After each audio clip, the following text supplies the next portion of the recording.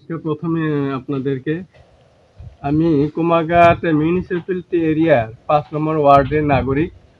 এখানকার মানে আমার বাড়ি।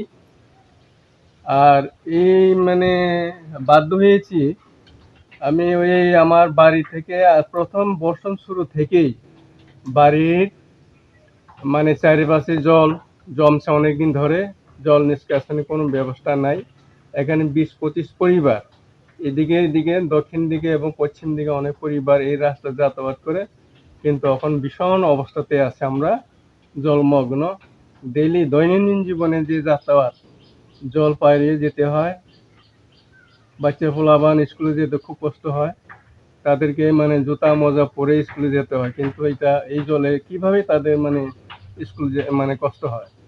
তারপর এখানে আমি এই জলমগ্ন হওয়ার আগেই আজকে থেকে বর্ষার সিজনে আগে আমি জানাচ্ছিলাম, একটা চিঠি দিয়েছিলাম মিউনিসিপ্যাল এরিয়া, এবং আমি চেয়ারপারসনের সাথেও কথা বলছি যে যাতে মানে এই জলগুলা যদি জমে তাইলে নিষ্কাশনের ব্যবস্থা করে দেন। উনি বলছেন ঠিক আছে আমি দেখব, কিন্তু আজকে কতদিন চলে গেল জলের অবস্থাতে আমরা কিভাবে কষ্টতে আছি এখনো মানে কোনো সুরাহা নাই। দেখে আমি বাধ্য হয়েছি আপনাদেরকে আমন্ত্রণ জানাতে।